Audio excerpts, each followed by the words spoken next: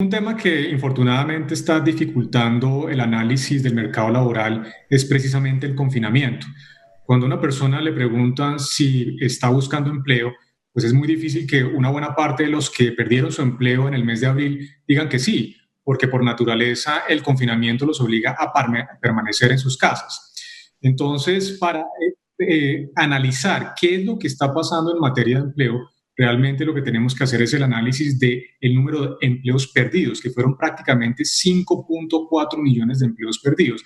El desempleo no aumenta en la misma proporción porque hubo un gran aumento de la inactividad laboral, es decir, personas que salen del mercado laboral, pero muchas de ellas seguramente salen de manera involuntaria porque no pueden salir a buscar empleo. Así que si uno ajustara por eso, podríamos estar hablando de tasas de desempleo mucho más altas.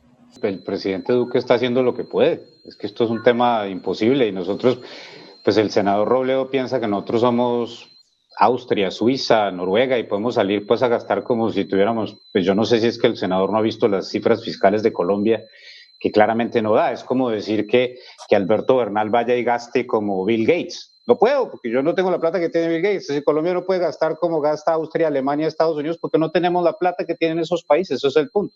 Entonces, Jairo, ¿sabe cuál es la única respuesta viable para nosotros? Tenemos que reabrir la economía con los riesgos de salud pública que eso implica. Es desafortunado, pero es lo único que nos queda, porque es que no hay otra opción. Desde el 2015 viene aumentando el desempleo en Colombia. Al final del año pasado ya estábamos por encima del 10%. En marzo, cuando todavía el impacto de la pandemia no había sido total, ya estábamos cercanos al 13%. O sea, que la primera cosa que hay que reflexionar es que estábamos muy mal y tengamos en cuenta esto. Las tasas del desempleo en Colombia las palidece que una parte muy grande de los empleados son informales, pero son empleos precarios, de pésima calidad, sin posibilidad de pensionarse, ni de derechos plenos en salud, ni en nada. Entonces, es cierto que la pandemia le pega, como se dice, un mamonazo a la economía y al empleo. Por supuesto que sí, pero insistamos en que las cosas ya venían bastante mal desde antes. Las calificadoras de riesgo habían bajado la calificación, el déficit de la balanza de pagos y de la cuenta corriente y el déficit fiscal. O sea, la economía del país, terminada la bonanza petrolera, que fue como ganarse la lotería, empezamos a regresar a los tiempos posteriores a la otra crisis, que es la de 1999. O sea que recordemos esto bien para que podamos acertar en lo que vamos a hacer. No es cierto que esto sea coronavirus. O sea, este no es el caso de Estados Unidos. No, Estados Unidos sí tiene una economía que le estaba funcionando bastante bien, así no nos gusta el señor Trump. Pero lo de aquí es la suma de una serie de problemas. El coronavirus le pega a Colombia muchísimo más duro que lo que le pega a los países de capitalismo de verdad, de capitalismos desarrollados. Entonces nosotros tenemos aquí un capitalismo premoderno, súper atrasado, de rebuscadores, y ahí estamos en el día. Porque nosotros no podemos seguir en este pánico. Tenemos que pasar de una estrategia de matar el COVID con una bomba nuclear, que es lo que estamos haciendo, a hacerlo en una estrategia quirúrgica.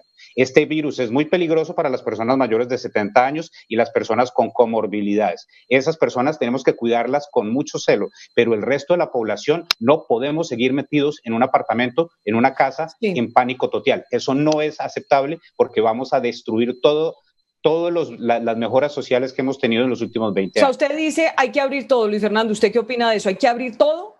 ¿Ya? Pues Vicky, mira, yo creo que hay tres elementos en esa estrategia de cómo lograr salir de este problema que tenemos tan grande en materia de empleo.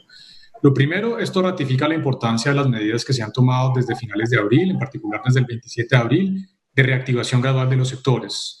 El gobierno reactivó en esos días de abril el sector de la construcción, algunos sectores de la industria, en mayo abre también algunos sectores del comercio, y ya el último decreto el último decreto que firma el presidente en la práctica habla de una apertura generalizada, excepto para las actividades que tienen altos niveles de aglomeración, que por supuesto siguen siendo actividades de alto riesgo.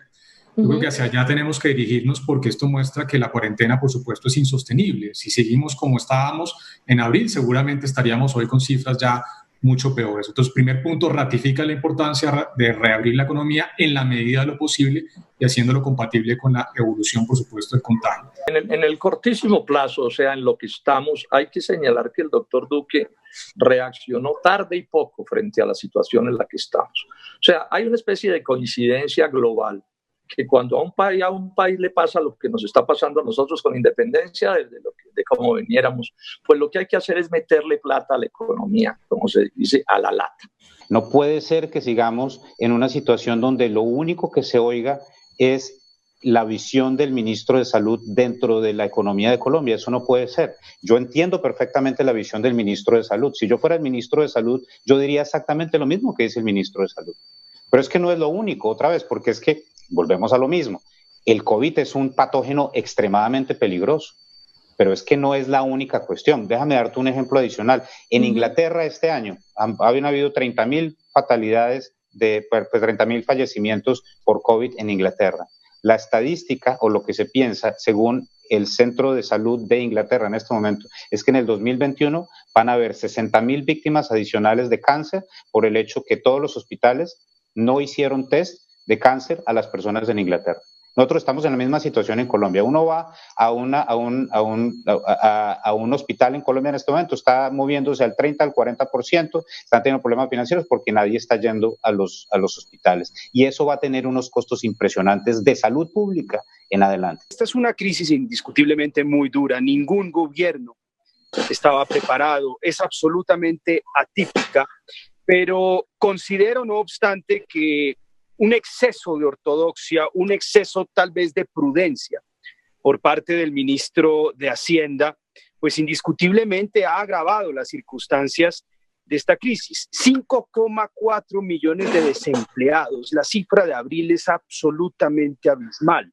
El reporte de marzo hablaba ya de 1.600.000 empleos en una economía que de por sí no genera empleo y no exporta, que ha generado o ha preservado confianza de mercados, pero es una economía con una base exportadora precaria y sobre todo que no genera empleo, cuyos problemas se agravaron profundamente en esta crisis. Y la posición excesivamente prudente del ministro de Hacienda, la falta de regulación para ajustarle las tuercas a una banca que al mismo tiempo es demasiado ortodoxa y que siempre tiene los mismos argumentos para preservar esa posición conservadora, pues obviamente llevó a que este impacto fuera tan brutal en el mes de abril.